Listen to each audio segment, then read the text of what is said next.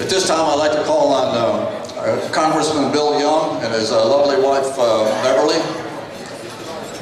to make some comments and some introductions. Congressman, as pointed out earlier, you're a wonderful man. You provide many, many years of loyal, dedicated service to the citizens of Pinellas County, this nation, and really this country and our servicemen. And you're a great friend, not only to me, but all these people in this room and really all over the country. We're very, very proud of the service that you provided to us. Thank you, Sheriff.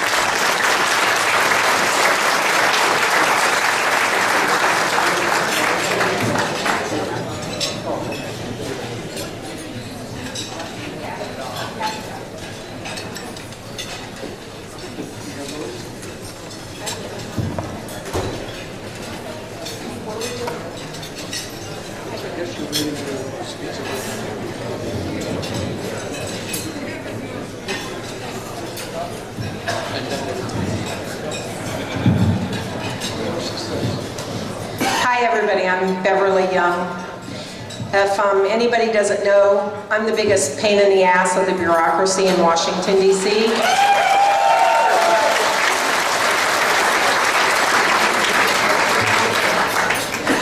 I've spent the last 8 years with the wounded at Bethesda Naval Hospital in Washington and Walter Reed Naval Hospital. And I have seen things that no one should see. And worse than that, I have seen things that these soldiers should not have had to experience. They've asked me tonight to introduce some wounded. What table are you at? Raise your hand, guys. Okay. 5 and 4. 5 and 4, that's a good number. When they gave me this list, they said, you know, Beverly, do you want to know their names? I said, I don't need to know their names. I know their names. Their name is American Hero.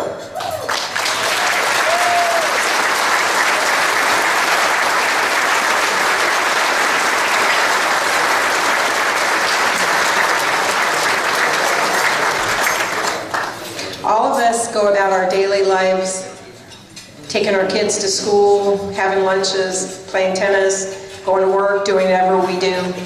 But these guys go to every nasty corner of the world, and they are there to protect our rights, our abilities to do what we do every day. They don't ask for anything, they don't whine, they don't complain. They come home broken emotionally and physically, and they still don't complain.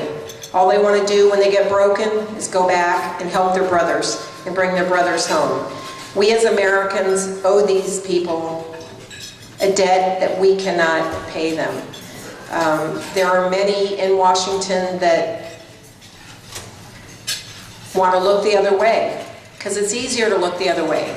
It's easier to look the other way because their sons and their daughters will never be on the front line. Their sons and daughters will never come home quadruple amputees. Their sons and daughters will never come home in a box with an American flag draped over it. People in Pinellas County, we're a lot more simple than that. We understand what's going on. We know what these guys do, and we need to just keep fighting. Keep fighting for what they deserve. They don't have any problems going to Afghanistan, Iraq, Bosnia, anywhere they gotta go. Wherever they go, they know they're going to protect me and my grandkids. These guys are great. These American heroes, you know, they don't have to have a name. American Hero is the greatest name at all. I do have names of these guys, and when I call out your name, if you would stand up. You don't have to if you don't want. As far as I'm concerned, you don't have to do anything you don't want. But Joshua Duff, United States Marine Corps, Iraq.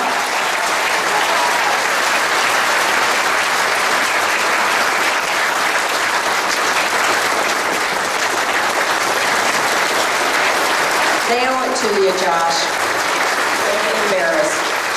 It's all about you, baby.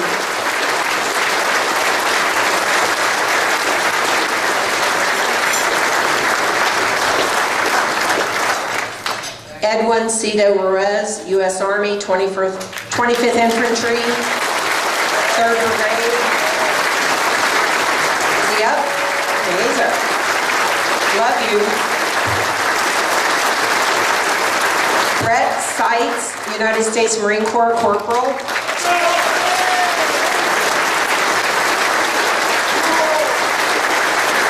Anthony Rodriguez, United States Marine Corps 3rd Battalion, 4th Marine Division. Hurrah! Oh.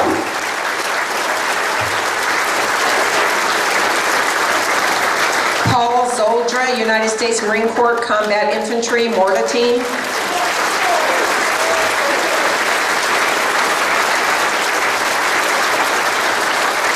John Helfert, United States Marine Corps Combat Infantry. And Roger Leeton, United States Marine Corps. You all stand up. We love you. Thank you. God love you. We couldn't be America without you.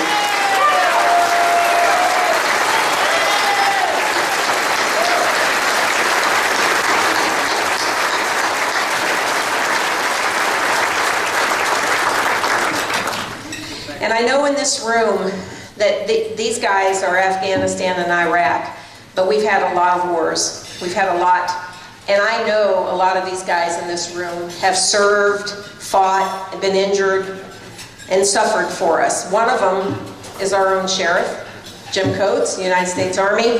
I would like everybody that served in the United States Armed Services, please stand up and let us all thank you.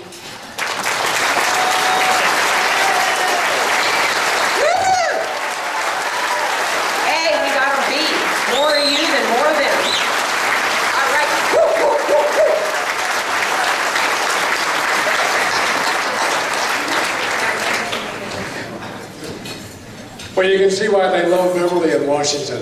I don't know of anyone who spends more of her own personal time and energy trying to help our troops and their families.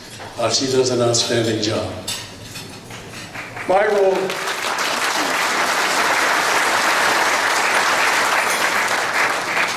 role tonight is to just very briefly remind you and remind all of us of a few things that happened in the last couple of years.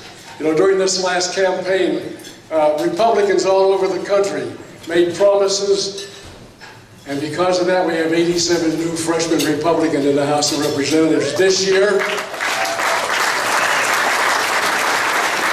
and a couple of new senators as well. We'll talk about one of those in just a second. But if you remember, in the 2008 election campaign for presidential primary in Florida, we had a great meeting here. John McCain was here. He was endorsed by several of our leading political figures during that time. And back at the back of the room, there were TV cameras everywhere you could look. But after McCain was introduced and endorsed, they all left. But they missed the best part of the show. Because next we had our regular speaker, Lincoln Days dinner speaker.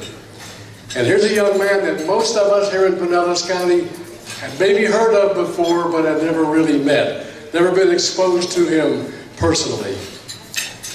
And when he started to speak, he just galvanized the room.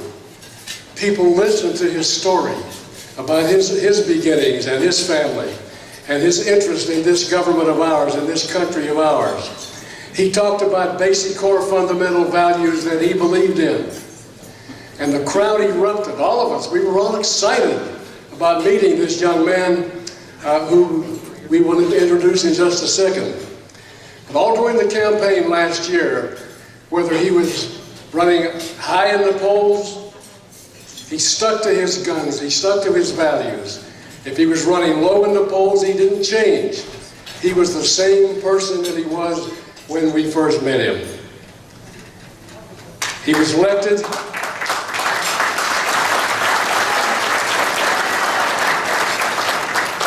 It's a breath of fresh air in Washington, I will tell you that.